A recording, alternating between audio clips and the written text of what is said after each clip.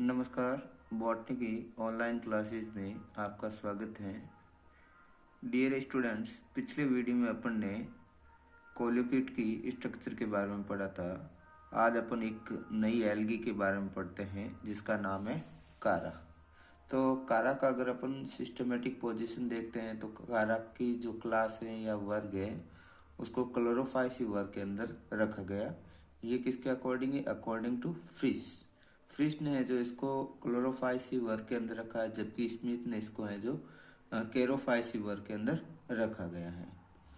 और इसका जो ऑर्डर देखें तो इसका ऑर्डर है जो वो है केरेलीज, इसकी फैमिली केरेसी, और इसका जो जीनस होता है वो है कारा।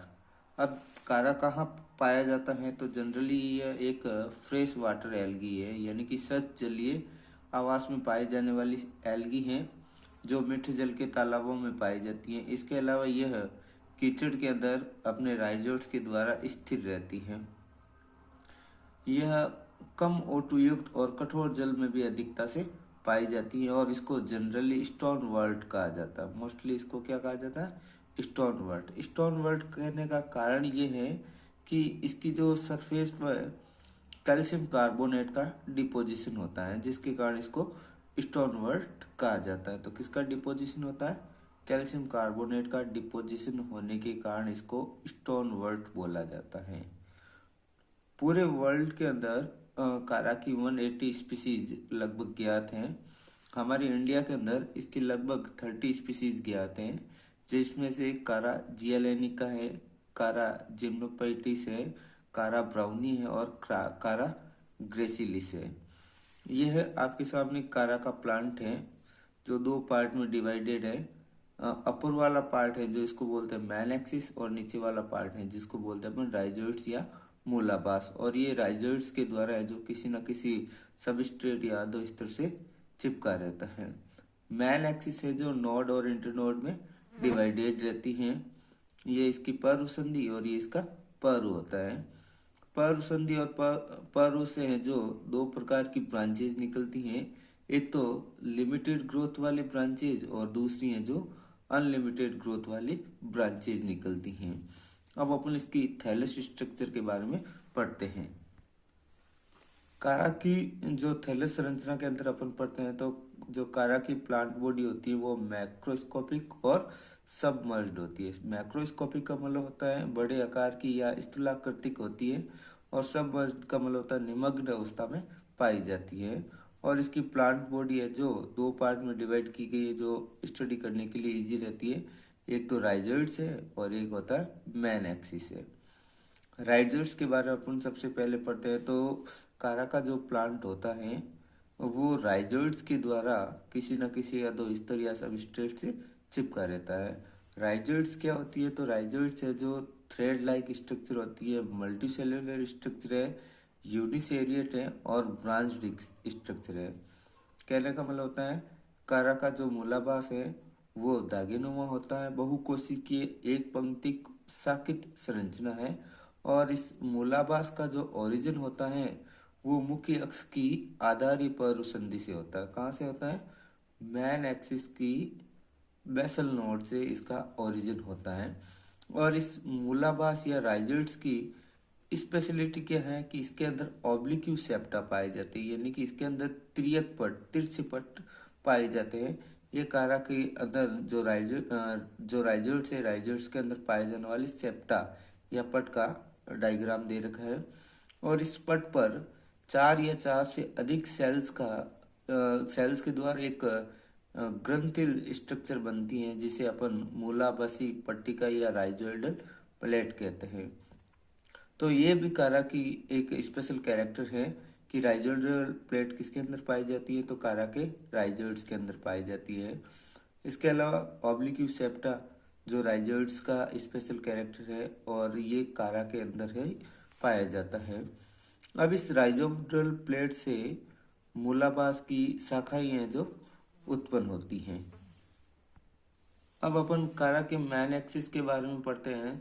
तो कारा का जो मैन एक्सिस है या मुख्य अक्ष है वो जॉइंटेड यानी कि संधित होता है। इक्विसिटम का जैसा प्लांट होता है जॉइंटेड, उसी तरह कारा की प्लांट बॉडी भी है जो जॉइंटेड होती है, यानी कि जॉइंट में या संधियों में डिवाइडेड रहती है। और जो मैन एक्सिस होती हैं वो नोड और इंटरनोड में डिवाइडेड रहती है, यानी कि पर्व संधि और पर्व में डिवाइडेड रहती है। और पर्व संधि और पर्व दोनों है जो अल्टरनेट सीक्वेंस में है जो मैन एक्सिस पर अरेंज्ड रहते हैं, यानी कि नोड आएगा फिर इंटरनोड वापस नोड, इस तरह से ये अरेंज्ड रहते हैं। कारा के मैन एक्सिस के अगर पर्व के बारे में पढ़ते हैं या इंटरनोड के बारे में पढ़ते हैं तो ये जो इसके अंदर है जो दो टाइप की सेल से बना होता है। एक तो होता है एक्सियल सेल्स जिसको अपन इंटरनोडल सेल्स या अक्षीय कोशिका भी कहते हैं। और ये कैसी कोशिका है, तो ये मुख्य अक्ष में एक स्थित एक लंबी सेल्स होती हैं, लॉन्ग सेल्स होती है। इसके अलावा कॉर्टिकल सेल्स है जो इंटरनोड के पास या इंटरनोड में पाया जाता है। और ये कॉर्टिकल सेल्स क्या करती हैं, जो इंटरनोडल सेल्स होती है उसको घेरे रहती है। तो पर्व कोशिकाएं जो इस कॉर्टिकल सेल्स के द्वारा ढकी रहती हैं। ये रहा इसका डायग्राम, ये इसका नोड है, ठीक है। अब जो ये नोड है, नोड का ऊपरी जो आधा भाग है वो ऊपरी वाली या डिसेंडिंग कॉर्टिकल फिलामेंट से, और नीचे वाला जो आधा भाग है असेंडिंग कॉर्टिकल फिलामेंट से ढका रहता है। अगर अपन कारा के मैन एक्सिस के अंदर जो नोड या पर्व संधि प्रेजेंट होती है उसके अंदर पढ़ें तो ये इंटरनोड की तुलना में जो छोटी होती हैं और समान व्यास की जो सेल्स होती है उनके ग्रुप से ये बनी होती है। और इसके अंदर भी दो टाइप्स की सेल्स पाई जाती है। अगर अपन नोड का टीएस काटे तो इस तरह की स्ट्रक्चर दिखती है।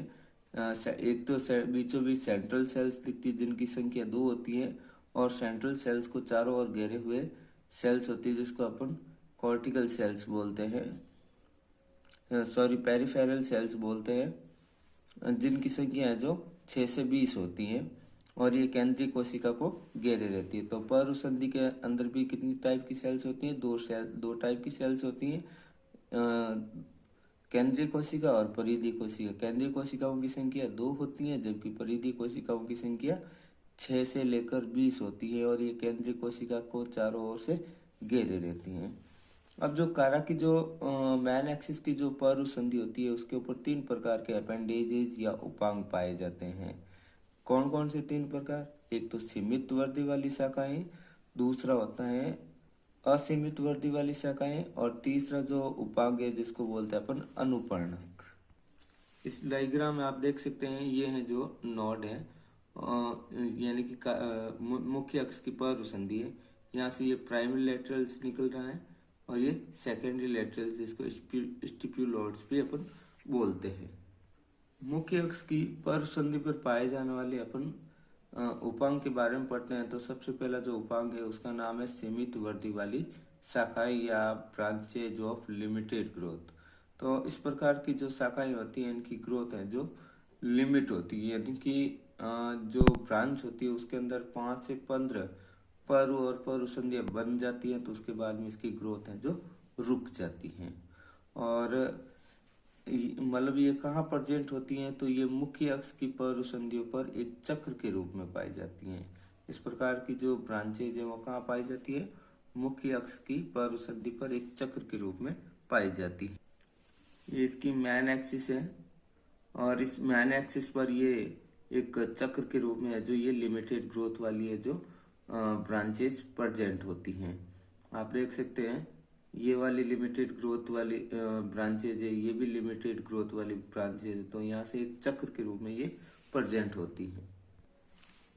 अब जो ये सीमित वृद्धि वाली शाखाएं होती हैं इनको प्राथमिक पार्श्व शाखाएं यानी कि प्राइमरी लेटरल्स या प्राथमिक पार्श्व पत्तियां भी अपन इसको बोल सकते हैं।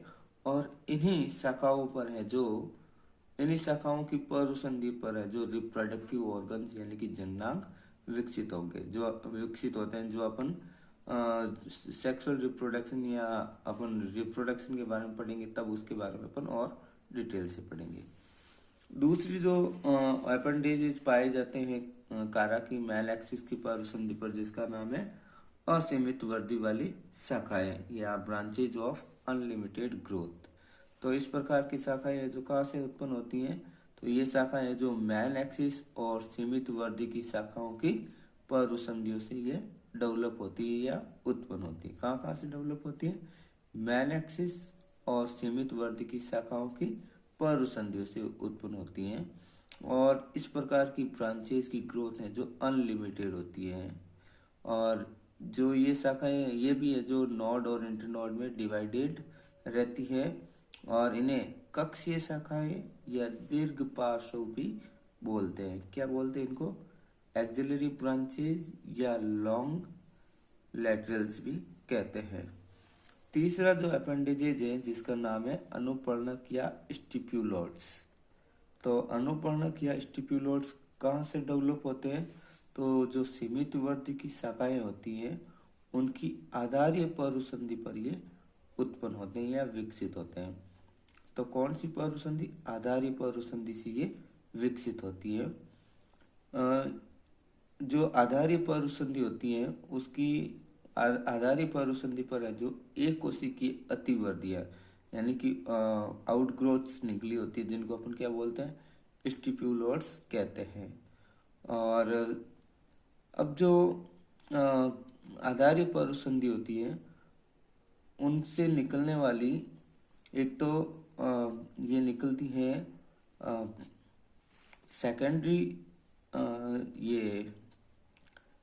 सेकेंडरी सॉरी कहने का मतलब होता है कि जो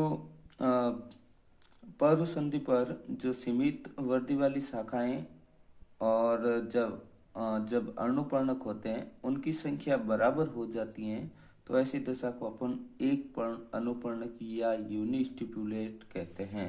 और इस प्रकार की दशाएं या कंडीशन है जो किसके अंदर पाई जाती है, कारा न्यूडा और कारा ब्राउनी के अंदर पाई जाती हैं। बाई स्टिपुलेटेड या द्वि अनुपर्णिक का मतलब होता है पर्वसंधि पर दो अनुपर्णक प्रेजेंट होते हैं, यानी कि प्रत्येक सीमित वृद्धि की शाखा के आधार पर कितने अनुपर्णक होते हैं, दो, तो उसको बोलते हैं अपन द्वि अनुपर्णक की दशा। और जब एक अनुपर्णक हो तो उसको बोलते हैं अपन एक अनुपर्णक की दशा।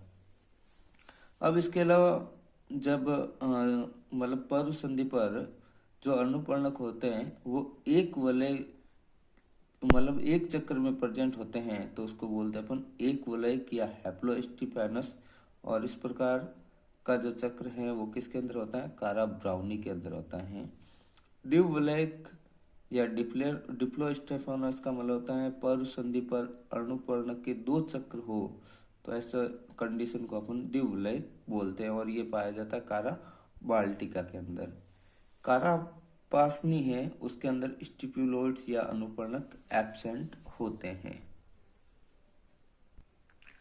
अगर अपन कारा की सेलुलर स्ट्रक्चर देखें तो जो कारा की पर्वसंधि की जो सेल्स होती है या नॉड की जो सेल्स होती है वो स्मॉल होती हैं, एक केंद्र की होती है और उसके अंदर सघन कणिका में कोशिका द्रव्य पाया जाता है।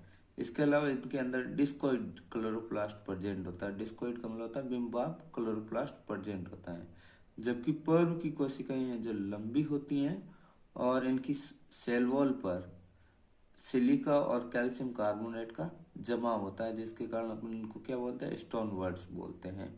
और इस कोशिका के अंदर कोशिका धृति पाई जाती है। कोशिका धृति का मतलब होता है कि जो प्रोटोप्लास्ट होता है एक पतली परत के रूप में प्रेजेंट होता है, तो उसको अपन कोशिका धृति कहते हैं। इसके अलावा जो एपिकल और नोडल सेल्स होते हैं, यानी कि एक तो होता है एपिकल का मतलब होता है शीर्ष कोशिका और नोडल सेल्स का मतलब होता है पर्वसंधि की कोशिका। इनके अंदर है जो वैक्यूल एब्सेंट होती हैं और इस प्रकार की सेल्स है जो यूनिन्यूक्लिएट होती है, यानी कि इनके अंदर एक ही न्यूक्लियस प्रेजेंट होता है। जबकि इंटरनोडल सेल्स यानी कि पर्व कोशिका के अंदर एक केंद्रीय रिक्तिका प्रेजेंट होती हैं और ये जो सेल्स होती है वो मल्टी न्यूक्लिएट होती है। और कारा की जो सेल्स होती है उसके अंदर स्टोरेज फूड के रूप में है जो स्टार्च प्रेजेंट होता है। नेक्स्ट वीडियो के अंदर कारा की ग्रोथ के बारे में पढ़ेंगे और इसके अलावा कारा के अंदर रिप्रोडक्शन कैसे होता है उसके बारे में पढ़ेंगे।